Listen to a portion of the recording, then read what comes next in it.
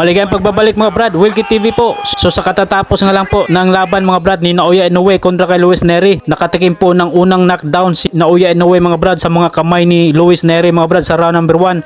Subalit nakabawi naman po si Naoya Inoue mga brad sa round number 2. Pinabagsak po niya si Luis Nery sa isang short left hook mga brad nung na-corner po si Naoya Inoue. At sa round number 5 naman po mga brad ay nakatikim ulit ng isang knockdown. At sa number 6 tuluyan ang tinapos ni The Monster Inoue mga brad si Luis Nery. So talagang napakatindi po talaga ng lakas at pinamalas na bilis ni Naoya The Monster Inoue mga brad. At sa kabila nito mga brad ay pinaakyat po sa lona si Sam Goodman para po i-promote po ang kanilang laban. Siguro po mga brad ay isusunod po ni Naoya Inoue si Sam Goodman na makakasagupan nito sa hinaharap. At sinabi nga ni Timothy Bradley mga brad sa kanyang komentary na kahit pa daw si Sam Goodman or Janrel Cuadro Alas Casimero ang susunod na makakalaban niya ay tatalunin lang daw niya ito. At kailangan na daw niyang umakyat na naman ang timbang mga brad kasi napatunayan na niya ang kanyang lakas at bilis sa super bantamweight division at kailangan nang umakyat sa featherweight division kasi tinalo na daw po ni Naoya Inoue ang mga magagaling at malalakas sa super bantamweight division. At dagdag pa niya ay tatalunin nga lang daw niya si Janrel Cuadro Alas Casimero at si Sam Goodman. So ano ang masasabi nyo dito mga brad?